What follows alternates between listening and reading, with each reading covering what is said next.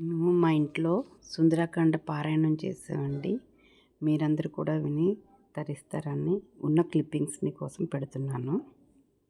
సీతనెటులైన ఒప్పించుడని ఒప్పుకొననిచో భక్షించుడని రావణాసురుడు అసురగణికలను ఆజ్ఞాపించి మరలిపోయెను. శ్రీ హనుమాను గురుదేవులు నాయద పలికిన సీతారామ కథ నే పలికెద సీతారామ కథ. ఒక వృద్ధ రాక్షసి తోటి రాక్షసుల ఆవల ద్రోసి కావలెనన్న నన్ను వధింపుడు సీతను మాత్రము హింసింపకుడు.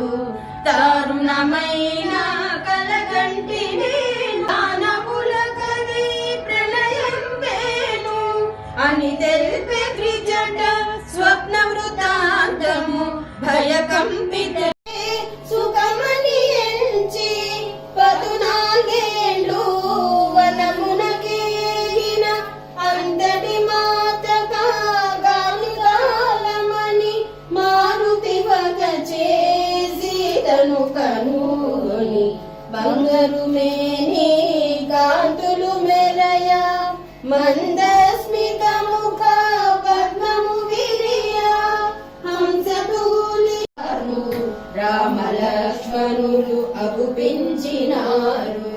కైదేహికి ఇరువంకల నిలచి దివ్య తేజమున వెలుగొందినారు.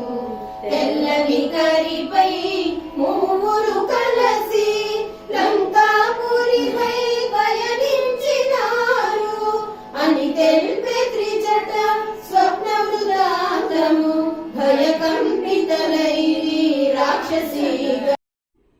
ఎంతో భక్తితో ఎంతో వినులు విందుగా సాగిన ఈ సుందరాకాండ పారాయణం మీ అందరికి కూడా నచ్చిందని అనుకుంటా. దీన్ని ఆలపించినది మా చెల్లెలు రాధారాణి, తన కుమార్తె పాడుతా తీయగా విన్నర్ హర్షిత పసల. వీళ్ళతో పాటుగా నా స్నేహితులు అందరూ వచ్చి గానం చేశారు. చాలా చెవులకి చాలా ఇంపుగా ఎంతో ఆనందంగా అనిపించింది. మనసుకి ఎంతో ఆనందం ఇచ్చింది. అందరం కలిసి ఇలా చేసుకుంటే చాలా బాగుంది అనిపించింది. మీ అందరికి కూడా చాలా నచ్చుతుందని అనుకుంటున్నాను. Thank you very much for watching.